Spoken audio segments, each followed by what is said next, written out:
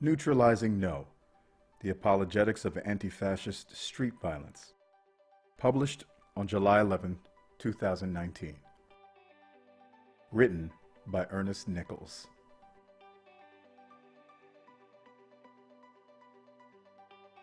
In Politics and the English Language, George Orwell observed that political speech and writing are largely the defense of the indefensible. He detailed how certain manners of diction are employed to that end. Dying metaphors, verbal false limbs, pretentious and otherwise meaningless words all work to constitute a kind of inflated euphemistic style of expression. This divests language of plain meaning in order to obscure brutal realities and to hide the gap between one's real and one's declared aims. As these habits are adopted and spread, clear thinking and good communication become more difficult, and the process self-perpetuates. Stupid, ugly, and oppressive ideas actively distort language to create a semblance of reason and respectability. In turn, the corruption of language further predisposes people to uncritically accept and conform to the same sorts of orthodoxies. In a vein similar to Orwell's lexicology of apologetics, criminological theory may help inform an understanding of how speech is used in defense of the indefensible at another level of analysis, that of rhetorical strategies. Specifically, what follows is a look at the online discourse surrounding the recent assault of a journalist by anti-fascist demonstrators, as viewed through the lens of neutralization theory. Neutralization. The crux of neutralization theory is this: acts that would violate accepted laws or norms or otherwise contradict one's beliefs or self-image carry the threat of guilt and shame. That threat can be neutralized, allowing for such violations to occur using rationalizations that deny the disparity between one's values and actions. In a sense, these rationalizations are coping strategies for managing moral dissonance, quieting one's conscience, and the pursuit or defense of expedience. Neutralization theory was originally conceived as an explanation of juvenile delinquency by Gresham Sykes and David Matza. It has since been broadly expanded and applied to adult and white-collar crime, and to other acts of deviance and subcultural divergence. It has been used to examine honor crimes, as well as the coping strategies of domestic violence victims, the denial of elderly abuse by both victims and abusers, the perpetration of right-wing violence and online ideological extremism, and even genocide and intergenerational war guilt.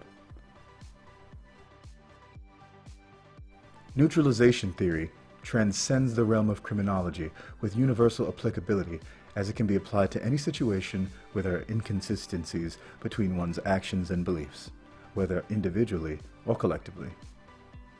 And so, while it has not yet been formally applied to the kind of context examined here, i.e., apologetic framings of leftist political street violence, the sheer breadth of the literature seems to suggest a cursory exploration in that direction may be warranted and fruitful. Neutralizing Ngo. On June 29, 2019, left-wing activists staged a counter-protest to a rally hosted by the Proud Boys in Portland, Oregon. Andy Ngo, a local journalist and editor for Quillette, who has covered Antifa and its conflict with the far right in the city, was in attendance and recording. Known for his critical coverage of Antifa and having been harassed at prior events, Ngo was subjected to repeated attacks on this occasion. What began with stonewalling escalated as milkshakes were thrown, and Ngo was punched and kicked, without retaliation, by a group of masked and black-clad demonstrators. A woman can be heard yelling, "Fuck you, Andy," as he was attempting to walk away. Ngo was sprayed with silly string, egged and pelted with milkshakes as others in the crowd taunted and followed him. Beaten and robbed of his equipment, Ngo was then taken to a hospital with injuries to his face and neck and a reported brain hemorrhage. The incident sparked a flurry of commentary across social and news media in short order. Condemnation poured in quickly from the right, a more ambivalent mixture of schadenfreude, mockery, and other tentative attempts at minimization proceeded more slowly from the left. At least among relatively mainstream progressive voices, the incident was understandably problematic. Bluntly put, a masked mob publicly beat and robbed a gay Asian journalist who offered no resistance. That should not be an easy image to digest from any respectable point of view, much less from any recognizably liberal or progressive system of values. It is also difficult to square with the professed purpose and aims of the anti-fascist movement, a cause which in recent years has enjoyed no small measure of sympathy and support among the left-leaning commentariat. It is precisely these sorts of gaps between behavior and value, image and reality, where techniques of neutralization can be expected to appear. Sykes and Matza identified 5 such techniques, which I have applied to the case of Ngo's assault in what follows. Number 1. Denial of responsibility, the offenders as faultless for their actions. Given the documentation of the attacks, it is difficult to argue that these actions were merely accidental. However, the offender's responsibility can be diminished in other ways, such as by couching their actions as somehow predetermined. These sorts of play with fire, expect to get burned rationalizations diminish the intention of Ngo's assailants and thereby their blameworthiness. The indefensible becomes merely inevitable. A more sophisticated formulation of this strategy is to excise the offending actions from the narrative chain of events, redirecting focus to some antecedent conditions. It's not a surprise a conservative writer was bloodied in the street brawl in Portland, explains the Stand First to a piece at HuffPost. Far-right extremists have been freely hosting skirmishes there for years. Implicit here is the idea that because a skirmish has been hosted, the other side must participate, and that attacking a journalist somehow necessarily follows. Thus, it might safely be disregarded as mere distraction from what really went on. Number 2, denial of injury. The offense as harmless. After Ngo was hit with milkshakes earlier in the day, he tweeted a picture of his splashed backpack with the comment, "Peaceful protest." This was met with much derision and scorn. Some backpedaled as events unfolded, while others forged ahead using humor and hyperbole to diffuse the seriousness of the attacks. R.I.P. Andy Ngo, whose brain exploded into diarrhea fragments from getting hit with a single piece of silly string, began one comment in a since-deleted series of tweets.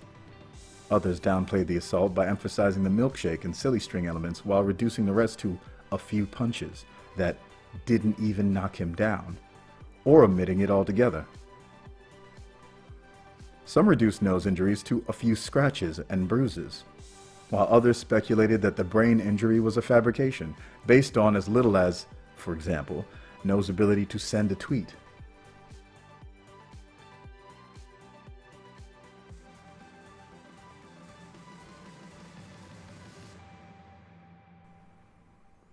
A subtle variation on this theme was pointedly noting the amount of publicity Ngo garnered from his attack. Of particular consternation was the amount of money raised by the GoFundMe set up in his name. The implication seemed to be that whatever harms he suffered were offset, and then some, by the financial and reputational profits he had gained. The attack was, in one commenter's words, the greatest thing that could have happened to his career. Don't worry about Ngo, a columnist at The Independent reassured us. He's been discharged from hospital with a big fat GoFundMe of around $160,000. Number 3, denial of victimhood, blaming the victim. Closely akin to the bookkeeping strategy of denying injury is the suggestion that Ngo did not profit from his attacks, but actively sought to be victimized for that purpose, and that he had to some degree provoked his assault. Such denials often took the form of pointing to his earlier stated fear that he could be assaulted, to imply that he somehow willed it, or accusing Ngo of getting in people's faces, or suggesting that his refusal to back off and leave after peaceful requests by demonstrators who felt unsafe in his presence made him the aggressor. Others reached further back in time to characterize Ngo as a doxer of Antifa members, an Islamophobe, and eugenicist who was responsible for a kill list of left-wing journalists and so on.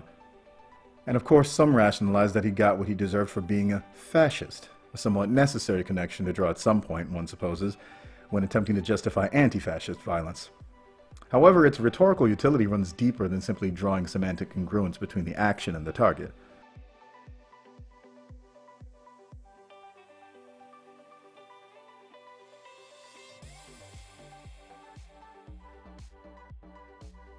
Fascism was one of those meaningless words that Orwell identifies as having been untethered from any sensible intention in politicized language to become a sort of free-floating connotation of disapproval. In some corners of contemporary anti-fascist thought, and elsewhere, This lack of definitional boundaries has even been embraced.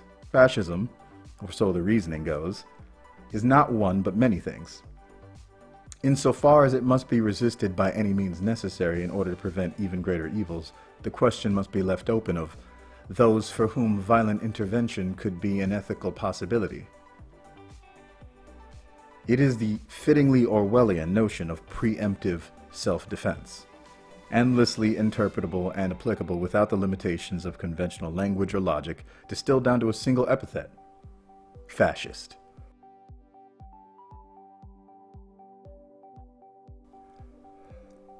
Number 4. Appeal to higher loyalties. A wrongful action excused in the service of a greater good.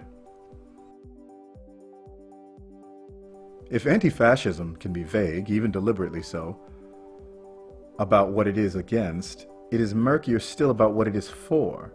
It is difficult to frame nose assault as just a broken egg for the sake of an omelet when it isn't clear what's on the menu.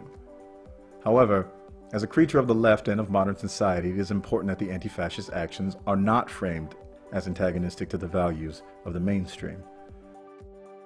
As such, it becomes very important to make clear, all else aside, that Andy Ngo is not a journalist, or if he is a journalist, his identity as a fascist supersedes that status.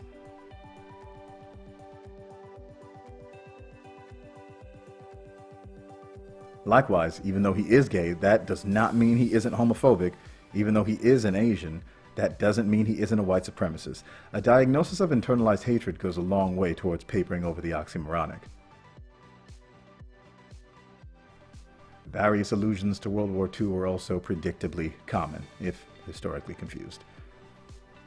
Anointing Antifa as the moral heirs to the veterans of the Allied forces by tacit argumentum ad dictionarium reasoning. In this historical halo grab, what matters is not the ethics of nose assault. Of course it was wrong, but rather, it is denying the enemy their Horst Wessel moment in the propaganda war. Number 5. Condemnation of the condemners, deflecting blame with recrimination and whataboutism. Suffice it to say, Charlottesville and comparative body counts came up, like, a lot.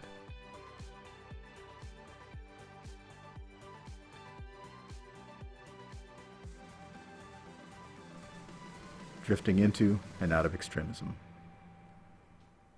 It is sometimes said that anything uttered or written before the word "but" is worthless. In the context of neutralizing speech, what comes after the "but" is the rhetorical work. What precedes it is what is most sincere. When someone says, political violence is wrong, but neutralization theory would have us understand that they do very much believe that. That does not mean it is always an accurate reflection of who they are or what they are doing at any given moment. But it is worth keeping in mind that neutralization techniques are only necessary because the speaker acknowledges the legitimacy of social norms and is committed to their values. If that were not the case, there would be no need to rationalize any possible discrepancy away, as there would be no moral dissonance to assuage. Neutralizations function to loosen the normative constraints of conventional society, to allow one to drift into deviant modes of action and ideation. However, it is in the nature of such transgression that they are episodic and self-limiting, and in the context of political discourse, almost always a question of which team did what. It is important that those entering such an arena with honest intention are able to see these rhetorical gambits for what they are. Such fallacies of moral reasoning should be as readily recognized, called out, and jeered at as an ad hominem or straw man, and avoided in one's own discourse. Nothing is as corruptive to clear thinking or good communication, or as contagious as poor habits of speech. Political language, Orwell observed, is designed to make lies sound truthful and murder respectable. Neutralizing techniques are illustrative of this tendency, but they are not beyond the reach of self-control. Acknowledging such evasion in one's own speech would surely go a long way towards ensuring that when you make a stupid remark, it will be obvious, even to yourself.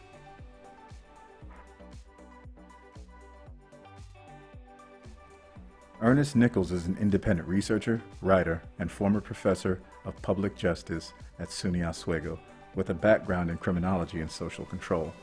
Other areas of interest include sociolinguistics and intellectual history. You can follow him on Twitter at @themorologist. That's TheMorologist. Morologist.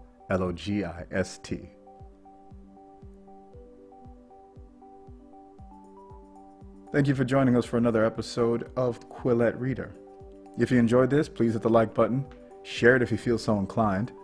I do believe myself that the quality is improving. And if you disagree, leave a comment explaining exactly why, please, so I can adjust appropriately. Thanks, and I hope to see you on the next.